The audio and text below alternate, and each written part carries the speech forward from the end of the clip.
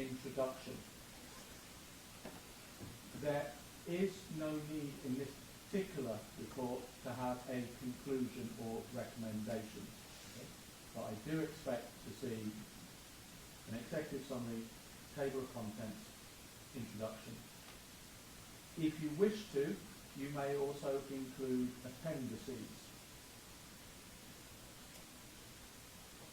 Now, all of those things, so executive summary, table of contents, introduction, any appendices, are excluded from the word count. Okay? They don't form any part of the word count. Introduction? Introduction, executive summary, table of contents, any appendices, you reference this as well, you've got that as well, you reference this, are all excluded from the 4,000 words. And they are not explicitly marked as such, okay? So there's no marks that are being given for your executive summary or introduction. But it does help the overall impression of the report. So when I'm looking at the professionalism of the report, is it well structured, is it well presented, then it is kind of part of what gives me the overall picture. Okay, so there's not like 5 marks on how the written executive summary, but if it's not there, if you haven't got an executive summary or you haven't got an introduction, then it's likely to affect the overall impression that I have as to the professionalism and quality and presentation of the report. And just so that people are clear, okay, there is a difference between an executive summary and an introduction. Okay, and the differences are as follows. Okay. Your executive summary is typically very short. Okay, an executive summary is typically 1 paragraph, potentially 2. Okay, and short paragraphs at that. And what the executive summary will do is just identify the key findings. So it might turn around and say the key findings from this report were that the leadership style exhibited by Elon Musk at X, formerly known as Twitter, is predominantly transactional or transformational or authentic. The key challenges that X is likely to face over the near-term horizon are, I don't know, political backlash or increasing cynicism towards its populism or pandering towards populism or right-wing populism. Or it might be how it continues to differentiate itself from its competitors. Or it might be that you identify the key issue is its downturn in advertising revenue that's being generated. Okay? Then you'd move on in your executive summary and you might say something like the use of generative AI, and in particular BARD was used to analyse or critically evaluate the theory of transformational leadership. It identified that BARD came up with a series of hallucinations or incorrectly defined what was meant by transformational or transactional leadership. That's an executive summary. So an executive summary simply outlines your key findings. And the way to think about an executive summary is imagine, if you will, that you're giving your report to the chief executive of a company and you know that that chief executive is not bothered to read your report. You know they're not going to read it at all. They just want to know what the key takeaways are. That's what the executive summary does. It tells the person what the key takeaways are in the report. So 1 paragraph, 2 paragraphs. And it precedes your table of contents. Okay, so after your cover page, the first thing that you should read is the executive summary. Then clean page, okay, so page break. Next page is your table of contents. And because your table of contents follows on from your executive summary, then you may exclude your executive summary from your table of contents. There's no point reading a table of contents on page 3 telling me the executive summary is on page 2. I've already worked that bit out. I've done page 2, I'm on page 3 looking at the table of contents. Okay? So you don't need to tell me in the table of contents where to find executive summary. I've already read it. So you exclude your executive summary from your table of contents. The first thing that should appear on your table of contents is introduction. An introduction is then on your next page. Okay, so after your table of contents, page break, clean page. Next page, introduction. Introduction typically is a bit longer than executive summary. but introduction is still short. Typically somewhere between half and 3/4 of a page for an introduction. Certainly less than one side of A4 for an introduction. And the introduction outlines the structure of the report. So the introduction tells the reader what the reader is going to read and why it is that they're going to be reading it. So an introduction might turn around and say, this report seeks to investigate the leadership styles exhibited by Elon Musk. In order to do so, it has drawn upon research from the popular press and has utilised the academic theories of such and such a theorist and such a theorist. Research was undertaken by investigating or interrogating the university's library databases. The report then goes on to identify the key challenges that X is going to be facing over the short to mid-term. Particular theories that are being used here include Porter's 5 forces, or the resource-based view, or a PESEL analysis, or Porter's generic strategies, or Porter's value chain, or game theory, or whatever particular theories you want to use to try and illustrate what particular challenges X is facing. Then you would write in the introduction. The report will then go on to demonstrating an employment of a generative AI tool that looks to critically evaluate or summarise a particular theory or a key theory that has been used in part 1 of the report or part 2 of the report. Following on from this generative AI response is part 4, and this is the author's own critical evaluation as to the quality and strengths and weaknesses of the generative AI response. That's an introduction. So, when the reader is reading an introduction, once they've read it, there should be no surprises in store for them when they then go on to read the report. Okay? They've been pre-warned as to what they're going to find.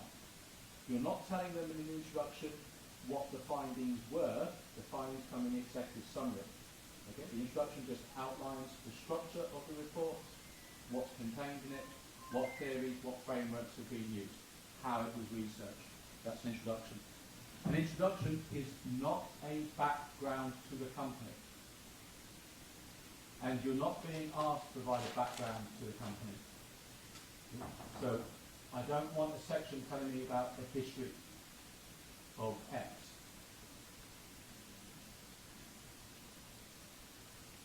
You're not being asked to do that. Okay, so introduction, structure of the report. And then you move on to the main body of the report. And the main body of your report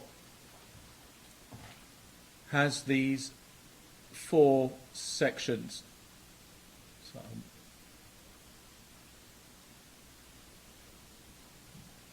and it's up to you as to what subheadings you want to give them. So you determine the subheadings. But your first section is your critical evaluation of the leadership and management styles exhibited by senior executives within this particular organisation. And my suggestion or recommendation to you is that you pick 1 or perhaps at most 2 individuals. It's probably easiest if you just pick 1. And you've got free rein and free choice as to who that 1 might be. You may decide it's going to be the chief executive. It may be the president. It may be the managing director. What I would suggest that you do is that you get led by the person that's most well known or most well associated with that organisation.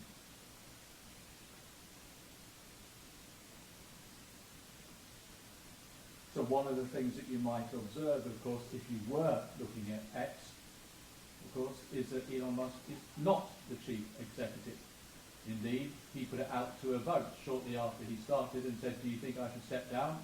And people voted to say yes. So he brought somebody else in to run X on his behalf. And now you have a choice, which is, okay, do I want to do it based upon Elon Musk, or do I want to do it based upon who that chief exec is? whose name escapes me, but it's a female.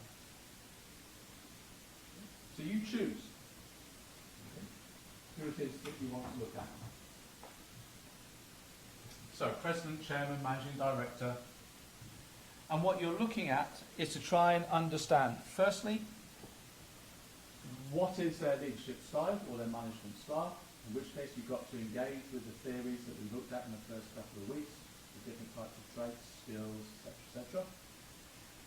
And then you've got to try and identify to what extent has that leader imprinted their personality and their character upon the organisation.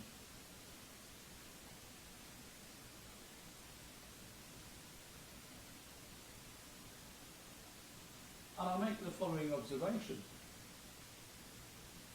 In certain organisations, it will be fairly transparent and fairly obvious that you can see that the organisation is modelled in the image of that particular individual. Other organisations, it won't be so easy to see. And quite often what you find with lots of multinationals is quite often the chief exec or the managing director is almost a caretaker. Okay? They're basically just looking after it and then handing it on to whoever the successor is going to be. And actually the organisation almost kind of self-governs. It's almost irrelevant who the managing director is or chief executive. In fact, sometimes really good leaders are leaders that are quite laissez-faire. If it's not broke, don't fix it. Don't meddle with something that seems to be working. So you're not being asked necessarily to prove just how much of an impact somebody's had. You're quite within your rights, if you think it's appropriate, to turn around and say the impact this person's had has been negligible. And actually, this person's personality or character doesn't seem to have any impact on the way that the organisation is run.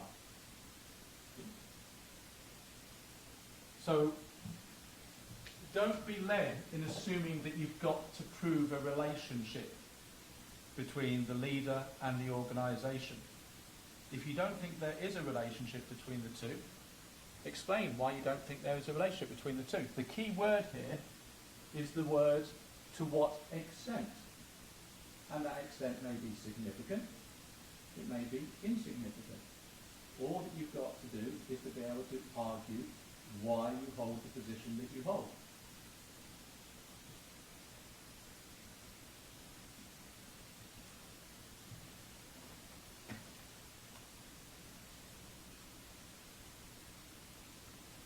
Okay, and then however you're going to evaluate this particular leader in terms of their leadership style and then in terms of their impact, to a great extent, to a lesser extent, upon the organisation, has to be done through the lens of appropriate academic theories. So you have to choose which theories, which frameworks you're going to apply. And I think I mentioned this in week 1 and then probably a few weeks after that as well. That if this whole academia thing doesn't work out for me, and I'm running out of time before I become pensionable, so I'm the wrong side of 50 in any case. But if this whole academia thing doesn't work out for me, then my heart resides in being a photographer for National Geographic. I've told you this. And of course, one of the things that happens if you're a photographer is that you have your camera body and then you have a whole range of different lenses that you could use. And you're taking a picture of a vista, so you see a scene in front of you and you go, I want to capture this for all eternity, so I'm going to take a photograph of it. And then you have a choice. Which lens am I going to put on my camera, which is best going to showcase this image that I have in front of me? And there isn't a right or a wrong answer, but different lenses will give you different representations of what you are seeing. And it's exactly the same with your choice of academic theories. There isn't a right academic theory, there isn't a wrong academic theory. What you need to do is to go through the theories yourself and say, that's the one that I think I'm going to apply, and this is why I'm going to apply it. So if somebody's critiquing one of my photographs, they might turn around and go, David, is there a reason why you chose to use a particular wide angle lens here? as opposed to using something that was telescopic. And then I'll have to explain, I'll have to justify my choice of lens. And that's what you're being asked to do. What theories are you going to use, and why have you chosen those particular theories? I don't expect you to all use the same theory. One theory is not superior to another. What theory do I want to use to try and paint this particular picture that I want to present of leadership styles? It's your choice. So you choose the theories. And I think I've mentioned this before as well. Theories are just like the all-you-can-eat buffets. Just because you have 50 dishes in front of you as an all-you-can-eat buffet doesn't mean you have to consume every single dish. Okay? Choose which ones you like. If you're vegetarian, then you're going to skip the meat dishes. Okay? If you've got a sweet tooth, you might just go straight to the desserts. So, you've been presented with a whole array of theories. You choose the ones that you want to employ. Okay? There's no expectation that you're using them all. I would suggest for this first part you might want to look at, let's say, a couple. Okay?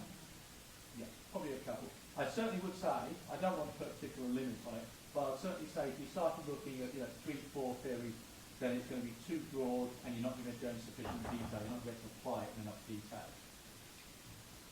Okay? So 1 or 2 theories for this first part, okay? And then really go down in terms of the application of them.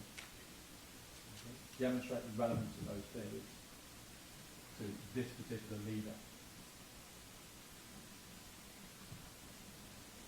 And this is going to be circa 1,500 words. I say circa 1,500 words because it's a kind of unwritten rule. It's a rule of thumb, a heuristic more than anything else. But when we talk about word count, we typically give a 10% margin. Okay, so 4,000 words is somewhere circa 3,600 to 4,400. Somewhere within that ballpark. So 1,500 words is not to be prescriptive, it's just to basically signpost, do something of this kind of order or magnitude. Okay? And that will be 35% of your marks.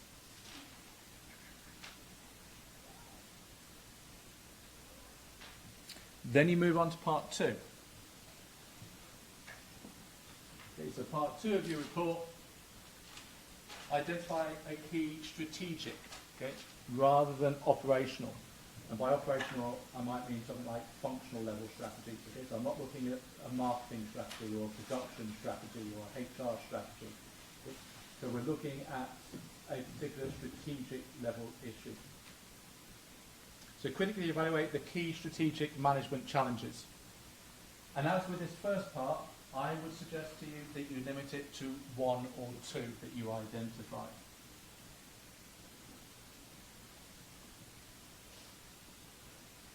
And they're either challenges that the organisation is currently facing or that you anticipate will have to face in the short to mid-term. And what I've suggested here is that these challenges may be external in nature, so something to do with the external environment. And you can look at this in terms of, let's say, the macro environment. And if you're looking at the macro environment, which framework would we use? Pestle analysis. So you might identify particular political challenges or economic or social, cultural, or technological challenges that the organisation is going to be facing. Or you might look at the micro external environment, in which case, what kind of theories might we associate with fortified forces conceivably?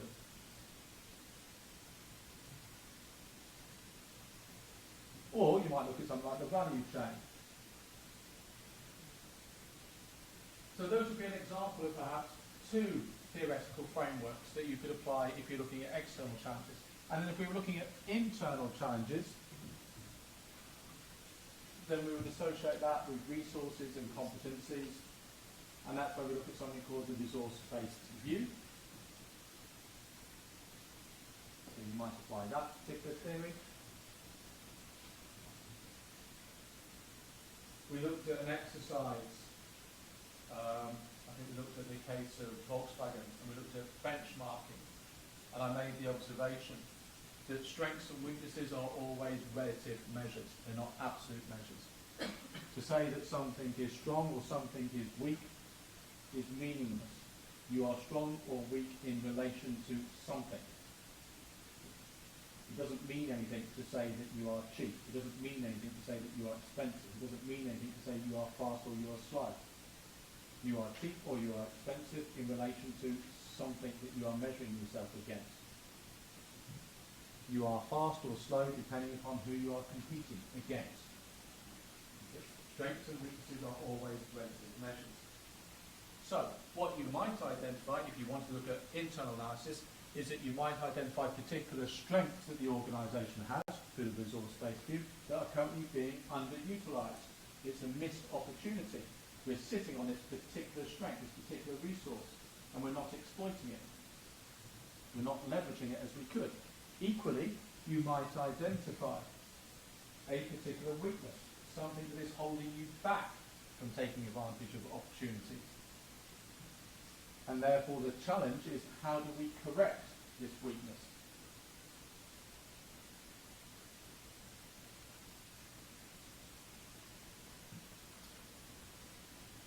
So already within this section, I've suggested to you that you could look at PESTLE, you could look at 5 forces, you could look at value chain, you could look at resource-based view, you could look at benchmarking.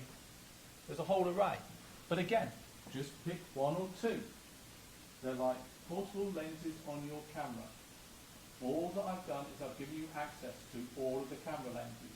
You now just choose which lenses you want to use to take this particular photograph.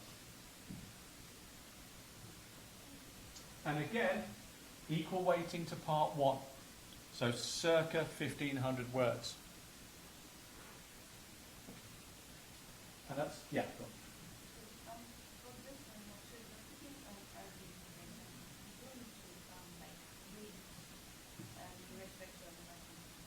You don't need to.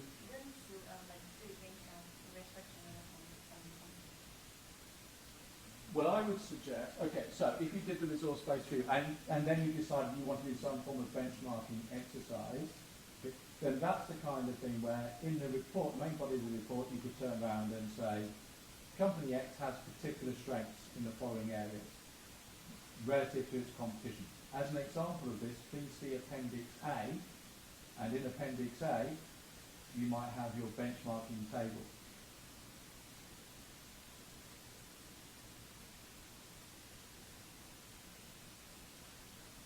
So what you don't want to be doing is using up valuable 1,500 words writing about your company's competitors. But what you can do is that you can compare between the two as an appendix. Okay? And then your main body just focuses upon why company A is superior or not. So does. Okay, so the appendices don't get explicit marks, but what would happen is that when I'm reading part B, and in part B you turn around and you say, this organisation has got particular strengths in the following area, and then you turn around and say, please see Appendix A, and in Appendix A I can see a really detailed benchmarking exercise, it's well researched, then it means I'm probably going to give you higher marks for that part B. So I can turn around and go, okay, you've explained why Company A is clearly superior to Company B here. So you're not going to get X number of marks for the appendices, but the appendices will support the quality of your analysis in part B. Does that make sense? Okay. So part 1, part 2. And that's 70% of your report. Then you move on to part 3. Okay, and this is where you had your dummy run last week that we spoke about at the beginning of this session. Yeah. Yeah.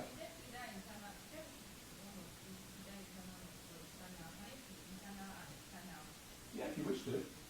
In which case, by logical extension, you're looking at 2 challenges, then, aren't you? So you're going to turn around and say, yeah, so this section is looking at 2 challenges. one that's external, one that's internal. For the external challenge, we're evaluating this through forces by forces. Through the internal challenge, we've done a benchmark exercise, or we've looked at resource-based view. Okay? Or just pick one, and one might be external, or alternatively, it may be internal. The choice is yours. My suggestion is, again, if you go beyond two, you're spreading yourself too thin. Okay? You're not going to explore it in sufficient detail, you're not going to apply the theory in sufficient detail. Again, does that answer your question? Okay. So let's move on to part 3. So this is where you've done your dry dummy run already, for those that you did this exercise last week, and we spoke about it at the beginning of this session. And how I would utilise your time is that I would ask a series of iterative prompts. Okay, keep on refining it. So ask a prompt, get a response. Pose a prompt, get a response. Identify where you think there's deficiencies or gaps in that response. Then ask a more sophisticated response, prompt that hopefully then forces Agentive AI to address those gaps or areas that aren't covered in the first response. Until you finally get to a stage where you think you've got a pretty good sophisticated prompt. Okay? Just give you 350-word response from AI. And all that you need to do is basically cut and paste that into your report.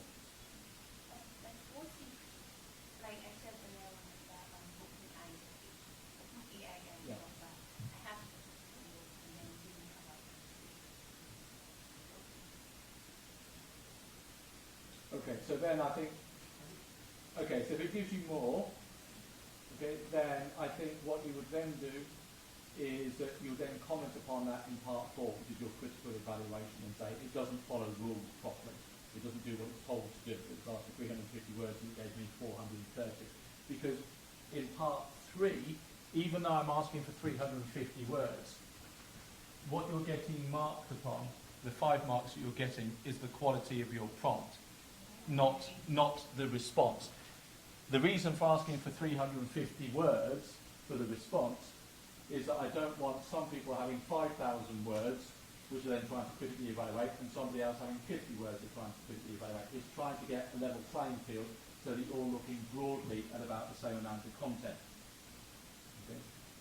And therefore you've broadly got about the same amount of information each of you to critically evaluate. Okay?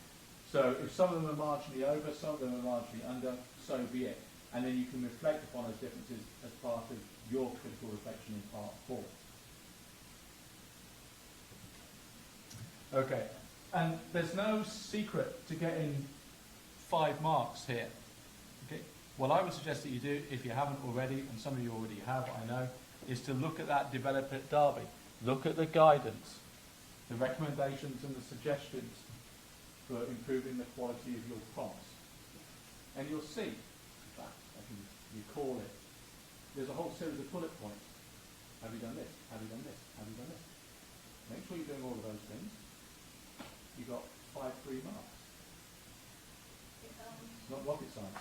So I know some AIs they don't give references. Yeah. Like so for that way, do we have to put the reference or something like chat? I've not seen any reference. Sorry. So you're referencing the generative AI, not the not the I know referencing what the AI is bringing out, the prompt. Yes. So if you look at, again, if you look at the developer at Derby, it then takes you to a link, and there's a link to something called Cite and Write. And if you go to Cite and Write, there's a section on there now which tells you how you can Harvard reference generative AI. So when you read that section on the developer at Derby, there's a section on referencing AI, and it takes you to a link called Cite and Write. And you click on Cite and Write, it's basically a big database. You click on Cite and Write, and it'll say, what is it you're trying to reference? And it might be a personal communication, it might be a newspaper report, and there's one which says generative AI. And you click on generative AI, and then it tells you the structure of how you present it in Harvard format. So yes, you do have to reference the AI response using Harvard format. The 350 words doesn't count in a response, right? The 350 words does count in the report. Okay. So this is the 350 words is included within the report, but that's because what I'm trying to do is structure it in such a way that everybody basically writes the same amount. So what you might end up doing is actually writing, let's say, about 3,750 words, because if you take the 350 words off, it's going to be auto-generated, where you're going to backfill that with maybe 100, 150 words that might be your prompt. Okay, because presumably now, because the conversations that we had at the beginning of this session is you're starting to work out that your prompt is likely to be more than one sentence long. Okay? Your prompt is likely to be, 2, 3, possibly 4 sentences long. So you add all of that up together, and you're probably not going to be a million miles away from about 100 words just from your prompt. It's half about 4,000 words. Yes. Yeah, basically. But again, don't forget, you've got this margin of about 10%, so you're somewhere between 3,600 and 4,400. Okay, so there's still some variability. AI response, you said all it out into our is 9 minutes or copy. So I'll leave that entirely up to you. So what you could do is that you could screenshot it, okay, and just, put it in as being an image. Or if you want to, quite often with the AI, is that you can download the text, and if you want to, you can just sort of cut and copy it directly into a Word document. I leave it entirely up to you. Just to know the 350 words count. Yeah, so the 350 words is going to be included. So, yeah, let's assume for the moment that your prompt had 0 words, which of course is impossible, but let's just assume for the moment that your prompt had 0 words in it. Then what we'd be looking at, in effect, is then going to be a report that's going to be 3,650 words. So 350 words is still included.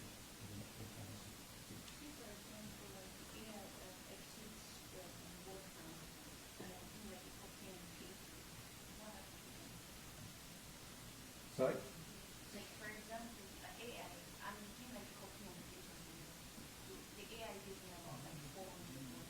Yeah. So you've got this margin of 3,600 to 4,400 in total. Okay. So let's say it overshoots by 50 words or 100 words. Well, if you're still within your 4,400, happy days. It's not a problem. Okay.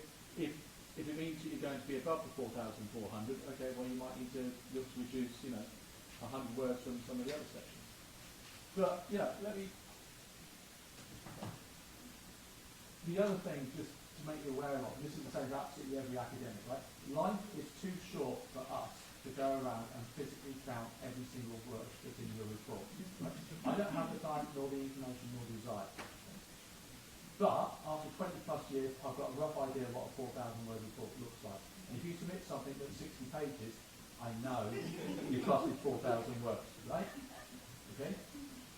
So if it looks about 4,000 words, if it talks like a duck, if it walks like a duck, if it quacks like a duck, it's a duck, right? The same with a 4,000 word report.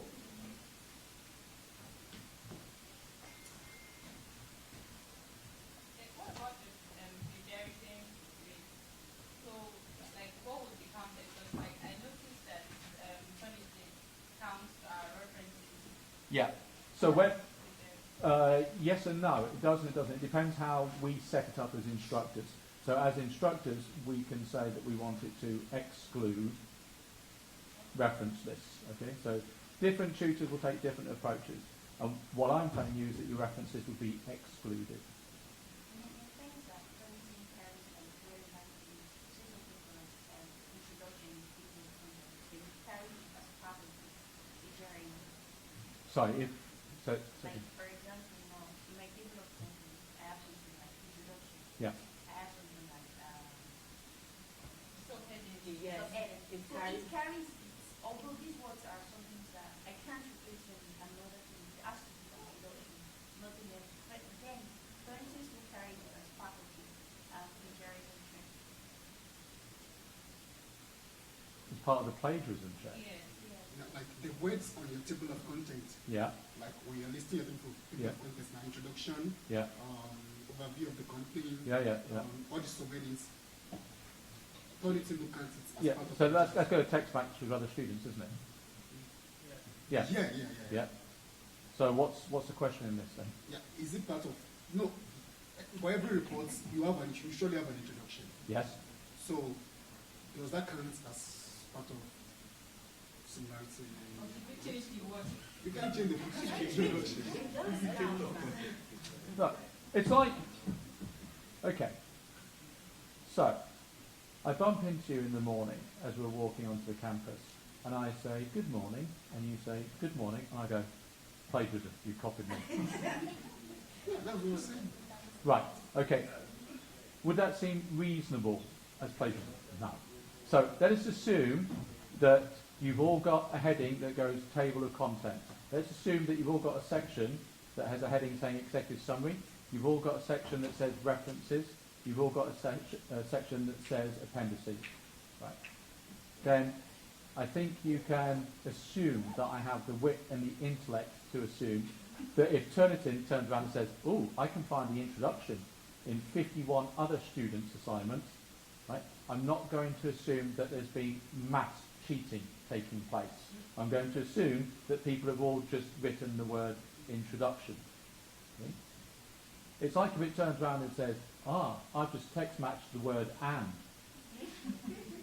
Okay. Congratulations. Yes, it has. It's in common usage. Okay? So don't get, and actually there is a serious point to it as well.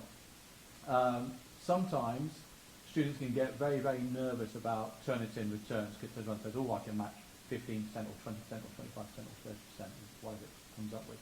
Okay? Don't get concerned or bothered by what the text match return is. All that Turnitin does is just turn around and say, I found this word elsewhere, or this sentence elsewhere. So good morning is in common parlance. Lots of people say good morning every single day. Okay? They're not cheating. So Turnitin can't identify if you're cheating. All it does, it says, I've matched some text. And it's the role of the instructor, the tutor, then to evaluate whether they think that there's any cheating that's taking place. So if it's simply matching words like introduction, executive summary, yeah, well, I'd expect it to. Well, yeah, and it will text match references. So what might happen, okay, and this does happen sometimes, please don't make this mistake, is that some students sometimes copy each other's reference lists, although someone go, I haven't got many references on mine, any chance you could send me your reference list? And then I end up with 10 very different reports, but 10 identical reference lists. Okay? And so identical are they, that, and you should be familiarised yourself with doing Harvey referencing, that I'll see things like they have exactly the same semicolons or exactly the same spelling mistakes as well, which is always a very good giveaway. Okay? So whatever you do, please do not share your references with anybody else. The other thing that will happen, okay, and this is actually an important point as well, is that whatever references are in your reference list, okay, must appear somewhere within your report. So if you've got 15 references in your reference list, you should have 15 references in your report. Okay, and that's something I do check. So I do go through people's reference lists, and if I identify references in there that aren't in the report, I'll turn around and go, why is this here? Or equally, if I see references that are in the report and they're not repeated in the reference list, then I turn around and go, what's gone here? So the two must be identical. Whatever references you've got in your report is exactly that number of references you have in your reference list. And just to, because sometimes people get a bit confused on this, there's a difference between reference lists and bibliographies. They're not the same thing. Okay? You're not asked, and typically you're not asked to present a bibliography. You're asked to present a list of references.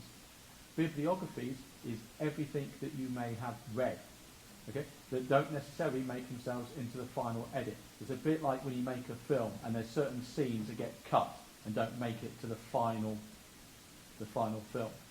Okay? That will be your bibliography. So that bibliography is everything I've read. Reference list is everything that is referenced. Okay? You're not asked to do a bibliography. So if you read something and then you choose not to include it in your report, don't include it in your reference list. Reference list is purely everything that's referenced in the main body of the report. 15 references, reference list is 15. Okay, there's no grey area in it. Okay, and then finally, and as we discussed in the first part today, what I'm then asking you to do is then write your critical evaluation of this generative AI response. What were the strengths of it? What were the weaknesses of it? And this is where, again, you've got some flexibility. So we talked about some of the things you might want to think about. So some of the things you might want to look at is that you might wish to compare a range of generative AI responses to the same prompt. You may want to use a repeat prompt, so same prompt on the same generative AI platform a couple of days apart. That will enable you to be able to start to critique the role of generative AI. What were the consistencies? What were the inconsistencies? To what extent can you trust this response? So comparison shouldn't be. No. So in the third part, it's just whichever one you choose, whichever generative AI you choose. But what you might do as part of your the fourth part of your report, is to turn around and say, as part of my critical evaluation of generative AI, then in designing the prompts, what I did is I ran this through 4 different AI platforms, and it generated a range of different responses and inconsistencies amongst them. That tells us something about the biases of these different platforms, and it also suggests that there's a certain element of pot luck. Okay, the quality that you might get may be in part dependent upon which AI platform you're using. Furthermore, it might be related to the time that you do this prompt. So I put this prompt in on the following day, and the response is as per part 3. I then followed it up with the same prompt on the same platform 2 days later and got a very different response, which again tells me something about the inconsistencies of using generative AI. Okay, so good question. So, no, you don't. So, do as I was going to say do as I say, as I do. But I won't say do as I say because I was using I. So do as I do, not as I say in this particular instance. So no, you write in the third person. So it was found. It can be stated. One may argue. So in academic work, you never write in the first person. So I don't want to see I or we or you. Always third person. And that's your report. And you'd basically finish it at this 4th section. So immediately after this 4th section, you then have your references. And just as a final point of structure, if you have got any appendices follow on after your references. Okay. Appendices is always the very final thing you see in the report. So immediately finish part 4, no need for a conclusion, no recommendations, it's not required, you just finish part 4, go straight on to your reference list, and then if you have got any appendices come after that. One final element in terms of protocol and structuring and labelling, then typically in your main body of your report, you use a numerical sequencing, so 1.0, 1.1, 1.11, okay, 2.0. Appendices are typically letter denoted. So appendices then be appendix A, appendix B. Okay? So you tend to, for appendices, you use alpha, okay, or letter designations. For headings within your report, you use numeric.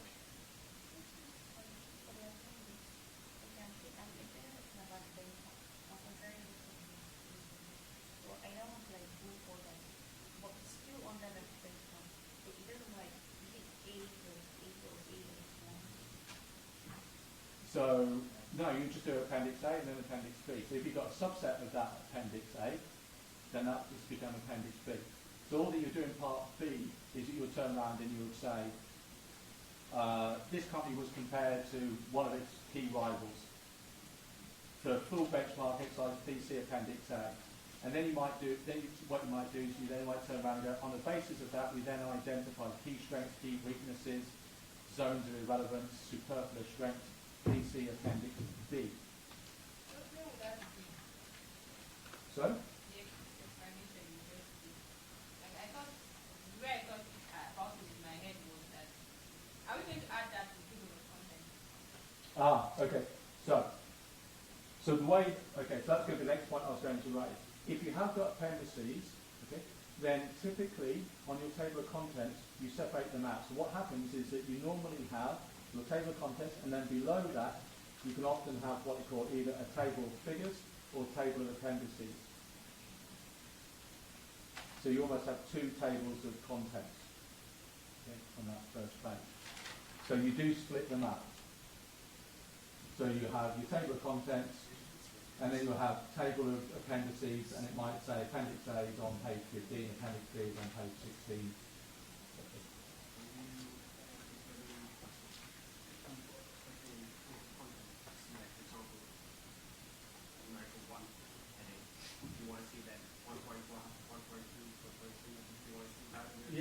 Yeah. So every heading, every subheading that you've got needs to appear in your table of contents. Yeah. So I shouldn't come across any headings or subheadings in your report and not find them in the table of contents. Okay. Are there any other questions? Don't forget also we are back here on the 8th of January as well, so that is another opportunity, okay, again to try and pick my brains. In addition to that, okay, I'm very happy if anybody wishes to email me with specific questions or queries, okay, ahead of submission. I'll do my best to answer them. Obviously not over the festive period, okay? Not unless you want a fairly drunken response, in which case I'm not responsible for anything that I might write. Okay? So if you wish to email me with any questions or queries, that's absolutely fine. But what I won't do, okay, is I will not pre-read any work. So if you send me a draft and say, please can you read this, okay, I won't do it. The reason for that is that I just do not have the time. And secondly, in order to do it justice, is that I need to spend a significant amount of time reading it, because the last thing you would want is if I just skimmed it for 2 minutes, go, yeah, that looks absolutely fine, and then you submit it on the basis that I've indicated it looks absolutely fine, and then I get round to marking it and I go, well, this is absolute trash, fail. Because then, of course, you're going to appeal, right? So that's why I don't lay myself open to that. Okay, so I won't pre-read work, but I will answer any specific questions or queries. Okay, there's a difference between the two. Okay, any?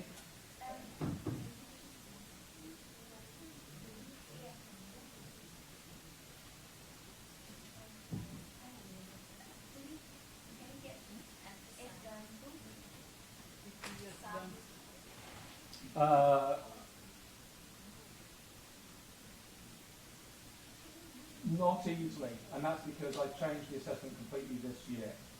However, what I may do on the 8th, okay, is that I may show you a report from last year, but structurally the assignment they have to do is very different. The first 2 parts of the report are the same as what you've got to do. The parts 3 and 4 that they do is very different to what you're doing. So it will have some value in being able to show you what an executive summary looks like, what an introduction looks like. It will have some value in showing you a table of contents. It will have some value in terms of showing you references, appendices, okay? But that'll be as far as it goes. So there's some utility in terms of showing you the structure, but not particularly the content.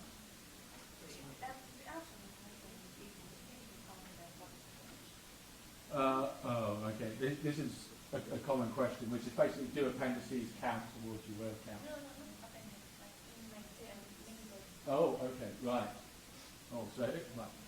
Which does lead on to a common question, by the way, which is quite often people ask, when does something appear in the main body of the report and when should it appear as an appendix? Okay, so the first observation is that, and again it's a rule of thumb, if you've got a very easy to digest table, so 2 rows, 2 columns, or you've got a very simple pie chart, with 3 categories in it, then anything that's really simple, so you can look at it and in 10 seconds you can work out what's going on, stick it in the main body of the report. If you've got something that is complicated with lots of data, that basically the rule of thumb is if it disrupts the flow of reading the report, in other words, you've got to pause, you've got to read and digest this table, then it should go in your appendix. Then to answer your question, okay, given that what appears in the main body of the report is only going to be quite small, okay, then that would be included within your word count. Okay? So, if push comes to shove, you're better off doing a bigger table and sticking it in the appendix.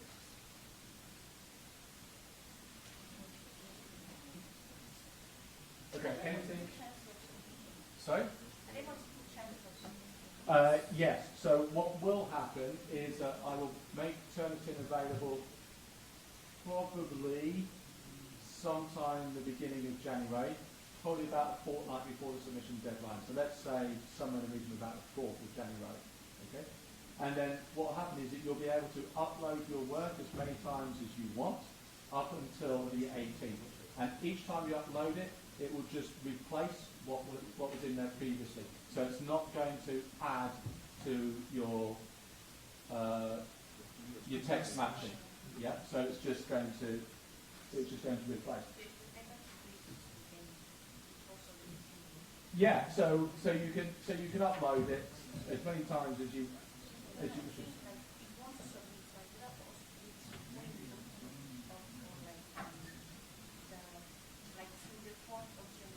Yeah. Yes, if you wish to. Is there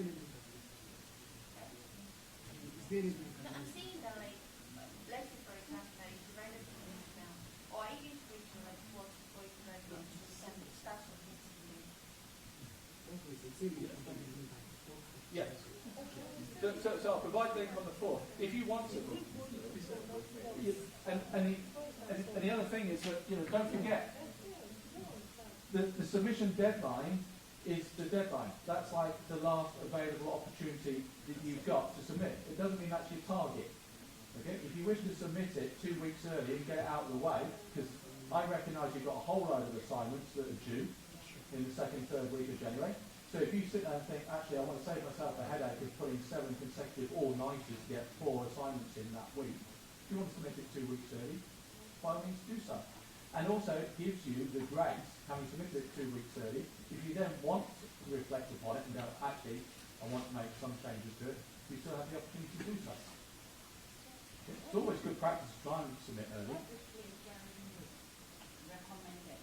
So what's the... It says that is similarity with similar to it. Yeah, it's how long is a piece of string? There isn't a particular cut-off. So what happens is that you could have a 100% text match. Okay, you could have 100% text match, and your work could be perfectly referenced. Okay, in other words, it's full of quotations, and you've got Porter said open quotation marks, 4,000 words, close quotation marks. Right? That will get you a 100% text match to Michael Porter's book. It's not plagiarism, because you've referenced it. You're not claiming it as your work. You just said, Porter said, open speech brackets, close speech brackets, 4,000 words later. So it's not what is the number of text matching. What we're looking at is there an intention to pass off somebody else's work as your own? And that might be 5%. It may be 10%. It could be 50%. Now, the only thing that I would suggest would be that the higher the text matching doesn't mean plagiarism, doesn't mean cheating, it just means lots of quoting. But what will happen is it then demonstrates a lack of originality. Because what I'm then looking at is, well, what part of this 4,000 words is your work? What part of this is your thoughts? So you wouldn't be committing an academic offence, but you wouldn't be passing. Because I'll just go around and go, this is a poor assignment, there's nothing here of the student's view. All that they've done is they've regurgitated what Michael Porter said. Now, they haven't cheated, they haven't claimed it's their work, they've said this is what Michael Porter said, but you're not being asked to to write 4,000 words of what Michael Porter said. You're being asked to give your evaluation. So, as a general rule of thumb, lower is better than higher. But I would expect there to be some text matching. Because if you've got 0% or 1%, then that suggests it's not really based upon anything. You're not quoting anybody, you're not referencing anybody, it's just a stream of consciousness of whatever's come out of your head. Right? So, you know, typically there's a sweet spot, and the sweet spot I would guess for a well-written essay or report is I would reasonably expect somewhere between, let's say, and it's ballpark, but let's say somewhere between sort of 10 up to sort of 25 to 30%, okay, which demonstrates there's some engagement with theories, there's some quotations, there's some reference on this taking place there. Okay? But it's an imprecise science. Okay, anything else? Okay, so I just wanted in the 1.5 minutes that remains, it was still mine until 4. Right.